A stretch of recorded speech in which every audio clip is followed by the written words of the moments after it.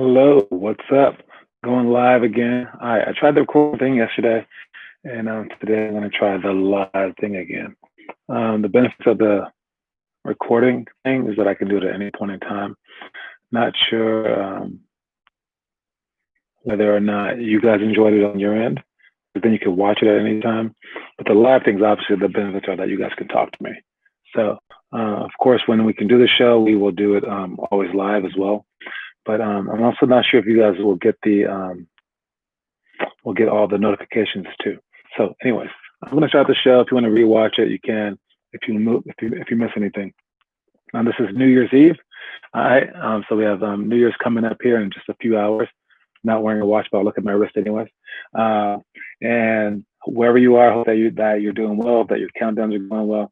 Hope that you're with your family, loved ones, not with too many people out there since there's COVID in the world. Duh. All right. But either way, this is also a time for New Year's resolution. This is time for people to say that I really, really, really want to do something for just 4 days, and then I want to quit. All right.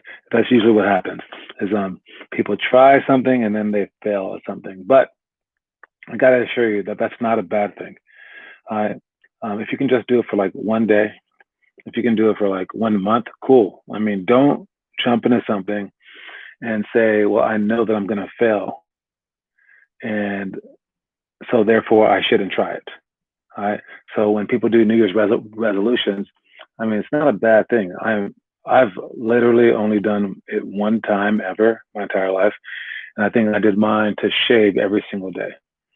And I think about a month in, I realized I can't shave every single day, or my skin's gonna hurt.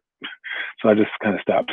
But I don't know. For me, what I do is I do like resolutions throughout the year. I'll say I want to do a month like this. I want to do 4 months without eating candy. I want to do like whatever. And I use these times to challenge myself. I don't need an exact day to do it, but if you guys do, use that exact day. Use whatever you need to inspire yourself. All right. Today, I think I like this story. It's about this guy named Alex Rodriguez, or A Rod. He's a baseball player, one of the greatest baseball players ever. He used some steroids here and there, but some growth hormone stuff. But yeah, a lot of people did. Anyways, he has a mentality in his games that I like and that I kind of attempt to use for my games. I definitely use it for my coaching and for everything that I try to do in life, though. And it's mainly because he said it. All right. His mentality is this. I'm going to read it straight just so I don't miss any words. Alex Rodriguez said his goal every baseball game was to play the perfect game. Every fielding assignment, every swing of the bat, every second, he wanted to be perfect. And he says within his career, within his Hall of Fame career, he never reached his goal once. Striving for what's perfect and unattainable might give you the mental edge you need to be just as great as he was. All right. Now, again, he says he never completed his goal. He wanted to have the most perfect game ever, and do it like that every single time. And I bet you, if he fell like in the first inning, let's say he had an error, I bet you he wanted to have the next perfect 8 innings. All right. If he fell the first 8 innings, well, I'm gonna have the most perfect ninth inning. All right. And if you have that perpetual, I would say perpetual determination, then you're well on your way to being successful at anything and everything in life. All right. So no matter how bad your start was, finish well. No matter how daunting the task is, go for it. All right. So let me think. So if I had to come up with a New Year's resolution for myself, I would say it's the same one that it's been for like the last 7 years. I want to have the greatest youth basketball program in the history of the planet. All right. And I personally don't think that that's impossible because basically everyone's trash. So many people are trash. And the fact that their sensibilities of what is great, they're off by a lot. What's great to them is going, can I convince LeBron James to play for my team for 2 games like the Soldiers did? Can I get the most money in my bank account? Oh, yeah. I mean, if that's their goal, I mean, they're left, right, They're everywhere away from what I want to be. My goal is to have the program that can make you better than you were before, the best.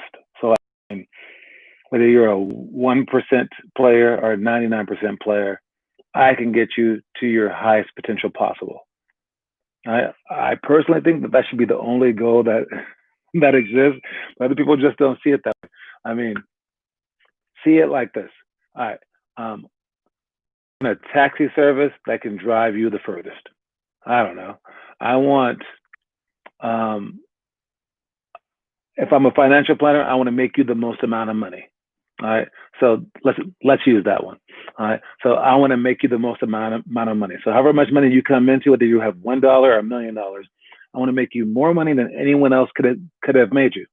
All right. What other programs are doing, they're saying, hey, I just want a program that has a whole bunch of millionaires in it. And then those millionaires come in the program, and then they make those guys like $100, or maybe they even like lose them some money. But they have the most millionaires, and everyone's like, "Oh, wow, you're so cool." And then if they get a person with only $10, they go, "No, you're not our you're not our sort of person." For me, I don't care how much money that you start with, how much talent that you start with. I'm gonna make you the most amount of money that you could have made anywhere else. All right. So for you guys, the most amount of talent gained. All right. And I think that's a fair goal. So make sure that you define your goals. Make sure that you have clear cut goals in mind. And I would highly recommend to do what I do. What I do is I slice off all the extra stuff. I could easily say, hey, I want the best program that's good for development, and I want to make money. I want to take 18 vacations a year. I want to have a big house. I want to have parties every night. And I can just add all these extra things. But then all of a sudden I have 10 things that I want. And even if I get my main thing, if I miss the other 9, I'm super sad. What kind of life is that? I mean, if you truly have a goal, truly have a goal, like truly have a goal, you need to put down as many of the other fingers as you can. So if your goal is the first one and the other 9 you want as well, yeah, you want those. If you just focus on the one, you're definitely going to get it. Now, that's not life, though. You probably want 2 or 3. But if you want 7 or 8 or 9 or 10, stop it. All right. You can't get everything in life. All right. That's the one thing that you should learn when you're young. And I think people that grow up in bad households, they don't learn that. All right. If your mom was like, oh, you want candy again? Oh, you want this? Oh, you want this all the time? Yeah, then you're probably like not a good human being, basically. All right. So don't want it all. Just want what you truly, truly want. And some people spend a lot of time figuring that out. That's okay. Take your time. All right. But once you figure it out, go for it and get it. And maybe you can get 1, 2, or 3 things as well. All right. Anyways, next thing is we have our workouts. All right. The elementary, you guys have 2-on-1 break, flares, baseline out of bounds defense, 5-second count extension, 49 seconds down by 3, 5-on-5 oldest versus youngest. Now, the holidays are going to be kind of weird. So I'm not going to probably work out on holidays, no matter how big my program gets, no matter how much gym time I get, because people do holidays.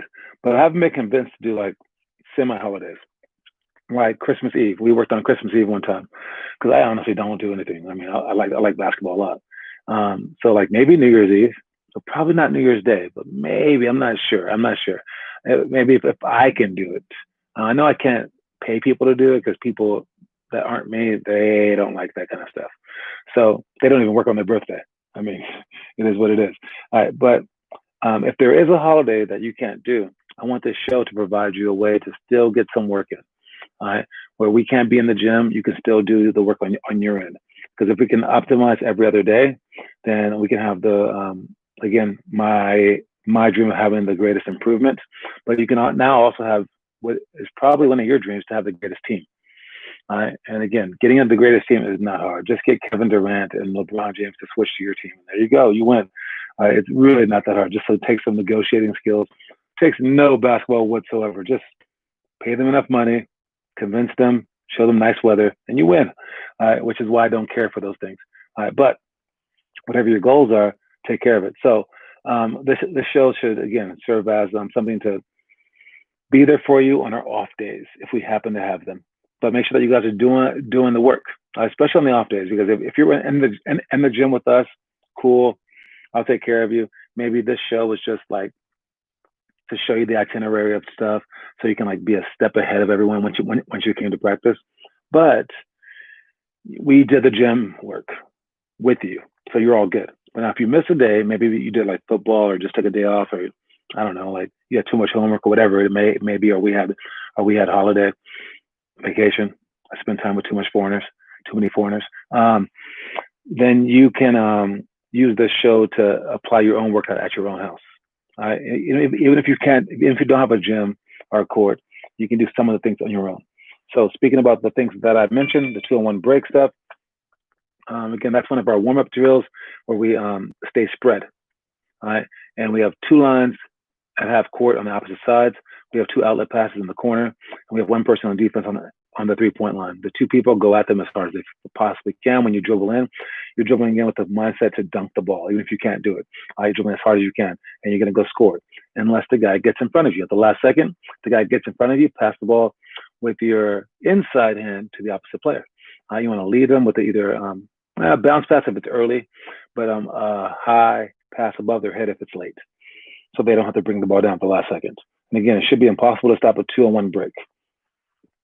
Then you outlet the ball as fast as you can, overhead pass. The guy who shot the ball sprints back to half court to retreat so that he can be on defense nets. So you outlet the ball to the corner. That guy outlets the ball to the half court person.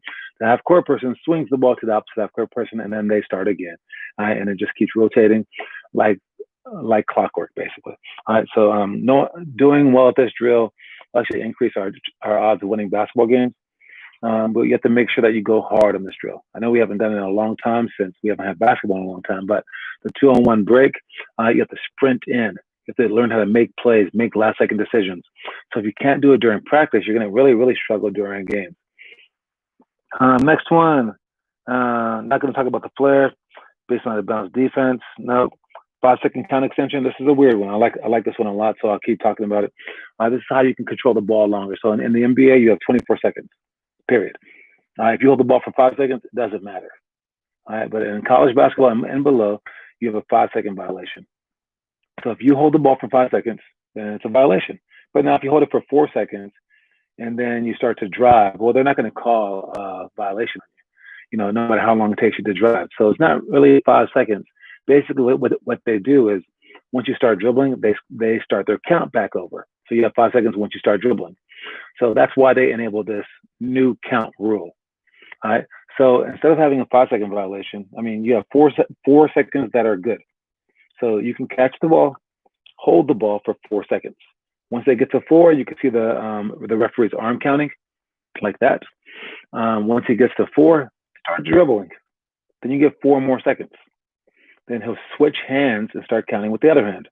Then once he gets to 4, pick it up, and he'll give you 4 more seconds. So a 5-second violation actually turns into you have 12 good seconds with the ball before you have to pass.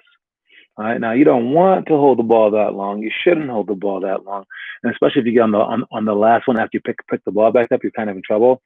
But that's just for the peace of mind of being patient, waiting for your teammates to get open. Someone should be able to set a screen during that point in time to get someone open. Someone should be able to cut to get open during that time, flash to the ball, etc. So you have 12 seconds, not 4 seconds, but make sure that you do it right. And a big thing that will increase your odds of not turning the ball over is right when you catch the ball the first time, don't dribble it within the first second. All right. Literally, you will get cut from a team for doing that. Like if a college coach saw you doing that, he would just be like, yeah, you're not a college basketball player, duh. All right, so don't catch the ball and start dribbling right away, even if you want to go right away. Even if you're like the most impatient player in the entire world, if you catch the ball and start dribbling right away, you can't do anything. Catch the ball, assess the situation.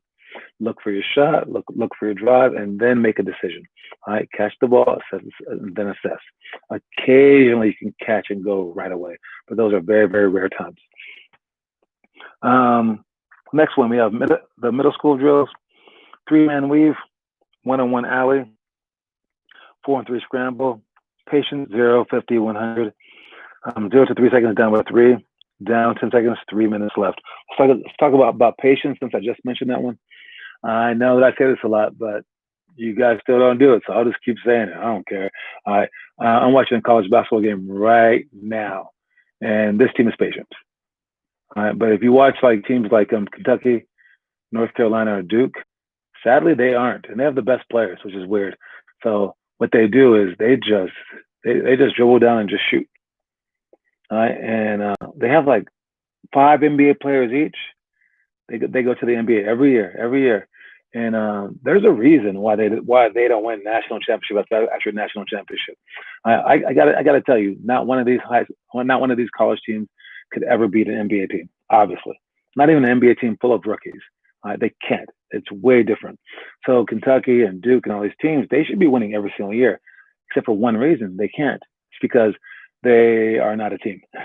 They haven't been together that long. They're a whole bunch of one and done players, and when they play like they did in AAU, and it's just come down the court and do whatever. And you can win a lot of games like that if you're ultra talented, but you can't win after when you're playing against like top red teams that practice a lot and take their time. So if you watch a game that isn't one of those top teams, watch a college game. They will use the clock. If there's 35 seconds on the clock, the clock will be down to about, I think, at least 15, if not 10, every single possession. All right. Now, then I want you to have another thing, the high school basketball team. All right. Or a junior high team or an elementary team. Count the amount of seconds. Who we have here? Jack. What's up, Jack Whitaker? Man, I haven't seen you in a long time, dude. How you been, man? Let me know. Merry Christmas. Happy New Year. And okay, so if you're watching a high school team or a junior high team or an elementary school team, when they come down the court, they will shoot the ball within 10 seconds every single time. All right. Now I've said this before, but 35 seconds is shot clock for Happy New Year, man. 35 seconds is the shot clock for college. It's a long shot clock. They lower it to 24 seconds for the NBA, purely for entertainment purposes. It is way too short. They put that on us in college just for like some like fun stuff during practice. It was so hard to get a shot up in 24 seconds. It was like we were just racing down the court chucking. But yet, I will time little kids playing like high school, junior high, and elementary. You guys will shoot the ball in less than 10 seconds every single time. It's psychotic. All right, that is not basketball. All right, so make sure you guys are taking your time. And I know that once you take your time and you pass it, your teammates are going to not take their time, and it's frustrating. But you have to slowly make it better and better and better. All right, next one is let's go with 4-on-3 scramble. 4-on-3 scramble. It's a drill that we put 3 people on the baseline, 4 people on the outside. We pass the ball out, and then the 3 people have to guard all 4. The 4 people, they can't cross the 3-point line. All right? Only one of them can cross at a time, whether they cut or whether they drive. Only one can cross the arc at a time. All right? And what this does is it teaches, obviously, the defense to figure out who's who and what's what. And to do that, you have to talk. You have to say, I have this guy, and then as they skip the ball, everyone moves on every single pass. Everyone moves. No one can be lazy. But on offense, it teaches you to now you can't catch the ball and then penetrate fast if you can do it. You penetrate to create. All right, and you catch the ball, and then you can knock down those shots. So it's a great offensive and defensive drill, 4-on-3 scramble. All right, quote of the day before I move on to the high school. The quote of the day is go big or go home. All right, go big or go home. This is not Sunday, Monday, Tuesday, Wednesday, or Thursday. It's Thursday. There you go. It's go big or go home. All right, go big or go home. What that means is basically you got to bring it. All right, every day you got to bring it. Every game you got to bring it. All right, bring like when we start playing again, you got to bring it like this is the championship game every single day. I promise you, if you play, let's say 100 games and you play them like they're the championship game every single day, I assure you, some people are just going to not be in the mood to play. Some people are just going to be like, whoa, why are you trying so hard? I don't care about this game. If you just start every single game, like clawing with your fingernails and stuff like that, they will let you win about 10% of games. They will let you. 1 out of 10 games, they will say, I don't want it that badly. 1 out of 10. All right? And what it will also do is it will get you in practice. for when you actually are in a championship game. I mentioned pressure yesterday. This will get you in a habit of playing with a certain enthusiasm that will lead to a whole bunch of other things. What you got? Oh, got to go. Goodbye. See you later, Jack. See you again. Tell your parents that I say hi, sir. All right. But so play every single game like it's the championship game, and just like if you don't win, you have to go home. And what go home means is, dang, you got to like you lost the playoffs and you got to go home and you guys are crying and stuff like that. So play every single game like this is your last one, and like you need to do it to have a chance to win. Next thing, high school, we have reverse layups, baseline out of bounds for shots, loose balls, press break walkthrough, 49 seconds down by 3 with free throws, and 5-on-5. All right, let's talk about 4 to 9 seconds down by 3 with free throws. Let's call it 6 seconds. 6 seconds, and you're down by 3, and you're shooting. All right, first things first, as always, you make the free throws. All right, with this one, I don't think you don't need to miss the second free throw on this one. So you're down by 3 with 6 seconds. Make the first free throw. All right, the second one, you're down by 2. You don't necessarily need to miss this on purpose. All right, and I say that necessarily because if you're a young kid like elementary, you might need to miss it. Why? Because if you make it, you're down by 1. Then you foul them, or like you try to go for the steal. Of course, you foul them. Then they go down and shoot 2 free throws. If they make both those free throws, you as a elementary kid getting full court in 4 seconds to shoot a 3-pointer, it's probably not going to happen as well as an older kid. So if you're a young team, maybe miss the second one on purpose and try to get a rebound. Unless you can like really press this team and they can't break your press, possibly. But if you're an older team with 6 seconds left, definitely make both. You guys run up to the ball, you can run faster, everything, so the court's smaller.